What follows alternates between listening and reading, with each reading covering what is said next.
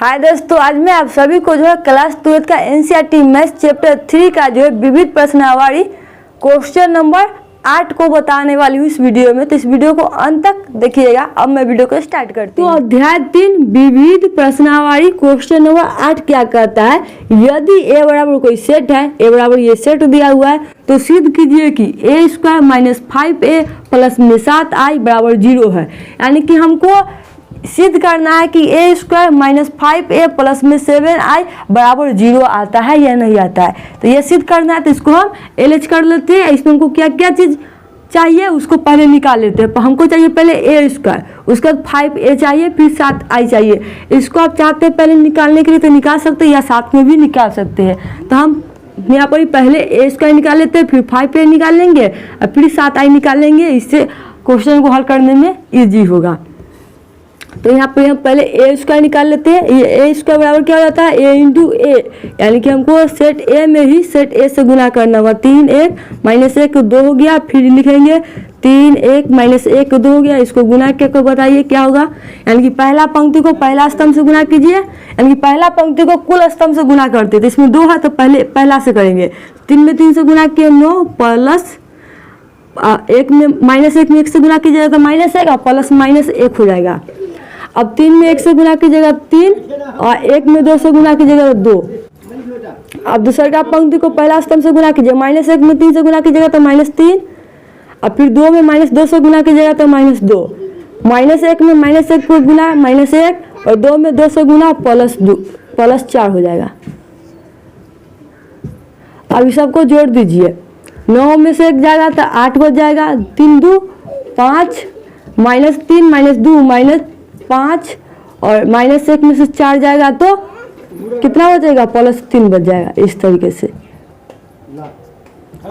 तो ए स्क्वायर निकाल लिए। अब हमको निकालना है 5a, तो उसको हम क्वेश्चन में ही निकाल देंगे।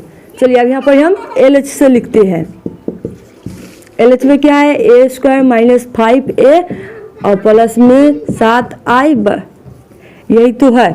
और यहाँ पर ए स्क्वायर हम निकाले, क्या निकाले, 8 5 माइनस 5 और 3 माइनस, यानी कि हमको ए में 5 से गुना करना है। यानी जो ए का अवयव है इसमें 5 से गुना कर लेंगे। यहाँ पर लिख लेते हैं ए का अवयव क्या है, 3 1 माइनस 1 2 है, फिर 7 लिखेंगे। और आई क्या होता है, जिसका विकर्ण 1 हुआ बाकी सब 0।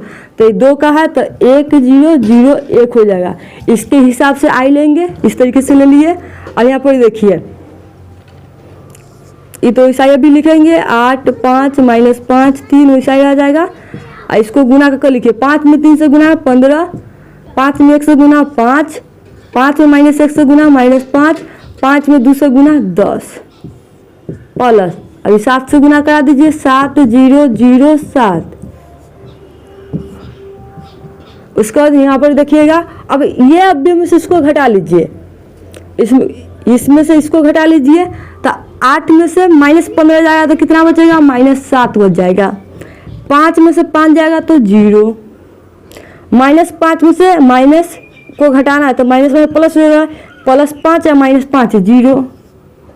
फिर देखिए 10 में से 3 जाएगा तो माइनस 7, घट कर ये आ गया। प्लस कितना है, प्लस ये, इसको लिखिए 7 0 0 7। अब इसको इसमें जोड़ दीजिए, अब इसको इसमें जोड़िए, माइनस 7 में 7 जोड़िएगा तो 0, 0 में 0 जोड़िएगा तो 0, 0 में 0 0 माइनस 7 0 प्राप्त हुआ। जिसका सभी अवयव 0 हो उसको हम बोलते हैं ओ शून्य, यानी कि हमको ओ प्राप्त हो गया। तो ये देखिए हमको इस सबसे 0 प्राप्त हुआ कि नहीं, बराबर RH आ गया। प्रूफ लिख देंगे। तो इस